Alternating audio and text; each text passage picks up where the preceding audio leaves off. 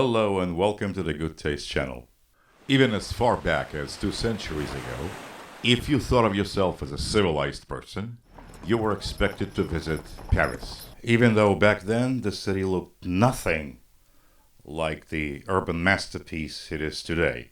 I mean, nothing at all. Seriously. See, back then, you didn't go to Paris for sightseeing. You went for the bustle, the energy, the unstoppable march of civilization. It was a cultural hub, a place where writers, philosophers, artists, composers, and their patrons mingled, where new ideas were born, where theater was a cult. And yet, back then, many agreed that compared, say, to Rome, Paris was, unpleasant, dirty, cramped. The narrow medieval streets lined with buildings sporting slanting facades, they were more claustrophobic than charming, really. The sewage system left a lot to be desired. Aristocratic salons stood side by side with unbridled poverty. And this, mind you, was after Napoleon's infrastructure reforms. Cleanup projects, new sources of drinking water, and other upgrades. And yet, it was already, the city of light. It already featured, Notre Dame, the arches, the two walkable boulevards, yes, there were only two, the Louvre, the Palais Royal, the Place de la Concorde, the Pont Neuf, the Luxembourg Palace. You could sit in cafes drinking coffee and wine, although I must say the coffee was just awful back then. No, it wasn't very attractive. And then something happened. Something so dramatic that the entire world had to take notice. Napoleon's nephew, who answered to the name Louis Napoleon, was an odd fellow. Following the Bourbon Restoration, he and his mother went into exile, specifically to Switzerland, where he attended military school. He was still a kid back then. As a result, he would speak French with a slight German accent for the rest of his life. Well, that's not my fault, is it? Many people have accents. Ironically, his uncle, the emperor, spoke French with an Italian accent. Forget about it. But that's a story for another day. So, upon growing up, this Louis Napoleon character wrote books on political theory, visited England, befriended the aristocracy there, and began an affair with Harriet Howard. Yeah, Harriet Howard, of course. I remember her. In fact, they met at one of my soirees. Bonjour. She was a failed actress.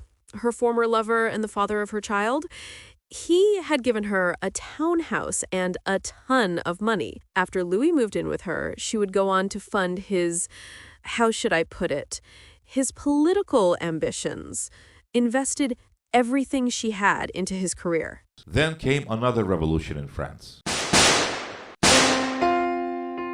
A provisional government was formed, elections followed, and those who revered the late emperor, who were sick of stupid, greedy kings and corrupt democratic republicans, they turned out in force, electing Louis Napoleon president. Now, the new constitution limited the presidency to a single 4-year term, and that did not sit well with Louis. This is f***ing ridiculous.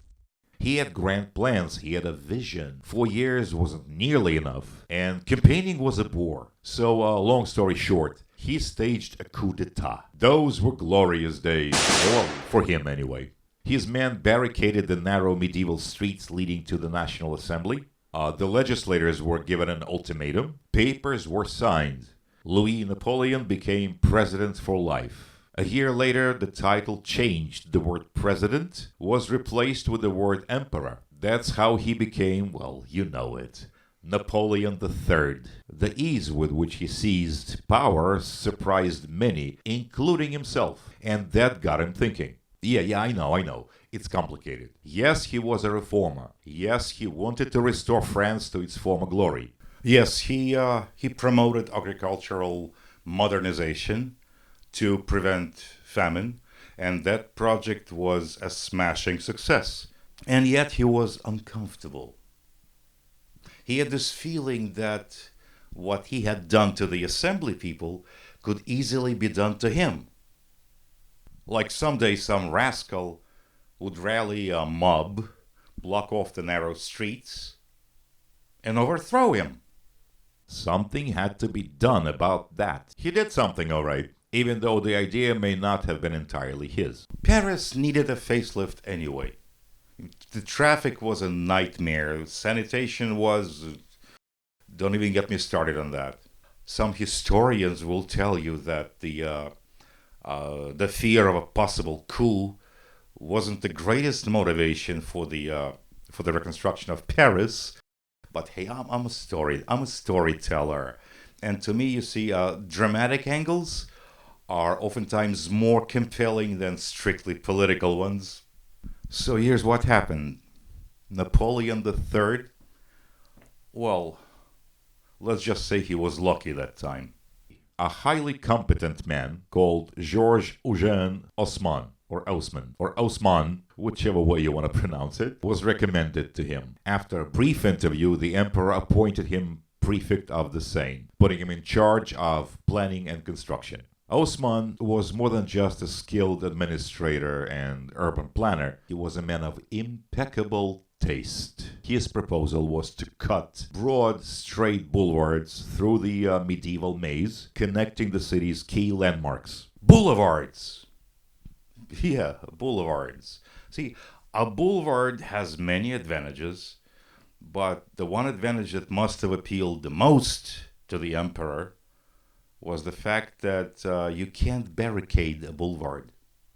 Narrow streets, that's just too easy. You pile up some trash and some old furniture and you got your barricade. You know, these rascals, the Parisians, they had been doing it for centuries. They had all the experience and the know-how. Boulevards are too wide to barricade. No barricades, no revolutions.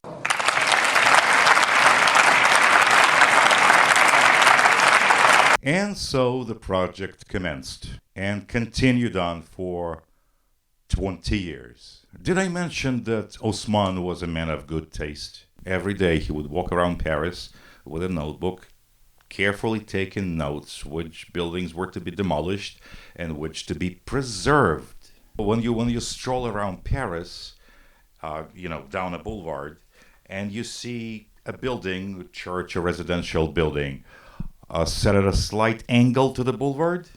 It's sitting on the boulevard, but it's a slight angle to it. Know this. Haussmann liked it and decided to spare it. He tried to preserve anything that in his eyes had either historical or aesthetic value. However, even an emperor has to respect what? Property laws. In order to demolish a building, you have to purchase it first. Which, of course, resulted in what? Well, corruption. Plans were leaked, purchased, shady deals were made, buildings were bought for pennies and then resold to the government for a fortune. But that's to be expected, right? I mean, you put a lot of people and a lot of money together, and what you have is corruption. The trick is to keep it manageable. So Haussmann managed it. Still, a lot of folks made a lot of money using methods that weren't strictly legal. Greedy f***ing bastards. But that's a minor detail, I suppose. And so the transformation of Paris continued. He was not a man to leave aesthetics to chance.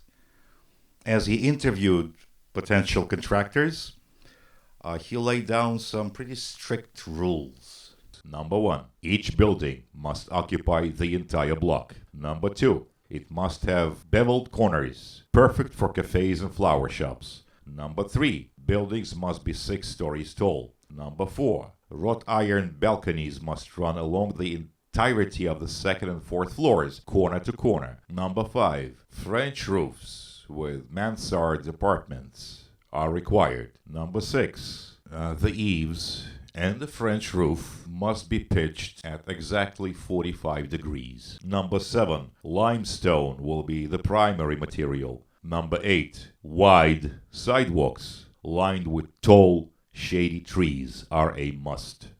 When you walk along any of those boulevards today and you look around at the buildings, you might ask, what style is this? Neoclassical? Baroque? Some combination of the two? With a hint of Beaux-Arts maybe? No, it's Osman's style. Even though historians insist on calling it the Second Empire, silly pedants, he also built train stations, opened new parks, and oversaw the construction of the famous Paris Opera House. The whole project took 2 decades to complete. It bankrupted the treasury. It did play a role in Napoleon III's downfall, along with some political blunders and the Franco-Prussian War. And yet, even as it was still going on, the reconstruction project, right?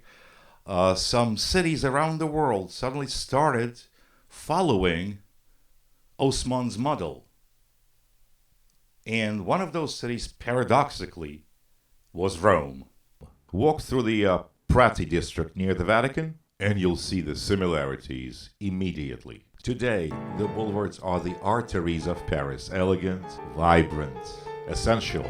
You can't imagine the city without them. Want to know what Paris looked like before the boulevards? Well, visit the Marais.